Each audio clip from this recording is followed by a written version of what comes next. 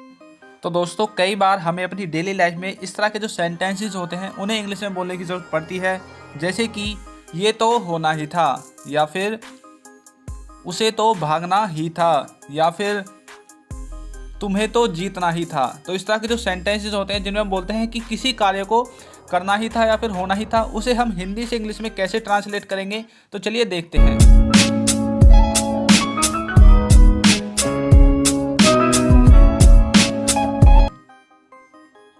तो दोस्तों अब हम बात करते हैं ऐसे सेंटेंसेस को बनाने वाले एडवांस स्ट्रक्चर के बारे में, जिसमें सबसे पहले आपका सब्जेक्ट आएगा, उसके बाद आपकी हेल्पिंग वर्ब यानी कि प्रेजेंट और पास्ट में से कोई सी भी आपकी हेल्पिंग वर्ब इसमें आ सकती है, जैसे कि इज, एम, आर, वाज, वर।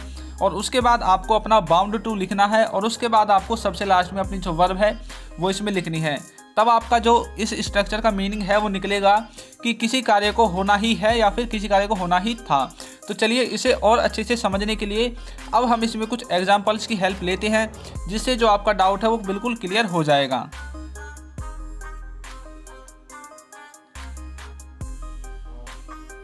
ये तो होना ही था, इसकी इंग्लिश देखिए, it was bound to happen. अब यहाँ पर देखिए जो आपका इट है वो सब्जेक्ट है, वाज इसमें हेल्पिंग वर्ब, बाउंड टू आपको उसके बाद आ गया, और सबसे लास्ट में आपकी जो इसमें वर्ब है वो इसमें आ गई है।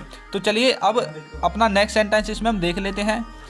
उसे तो जीतना ही है, इसकी इंग्लिश देखिए क्या होगी, he is bound to win.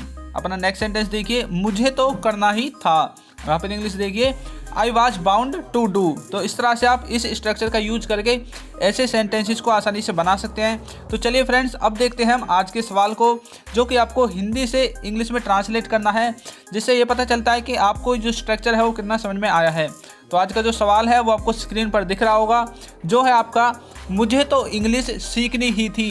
तो इसका आंसर आपको कमेंट बॉक्स में देना है। और फ्रेंड्स आपकी जो इंग्लिश की ई बुक है एडवांस स्ट्रक्चर की, वो बहुत जल्द तैयार हो जाएगी, यानी कि 1 या 2 दिन में उसे मैं आपको दे दूंगा। तो आप चैनल को सब्सक्राइब करके वीडियो को लाइक ज़रूर कर दीजिए। Thank you.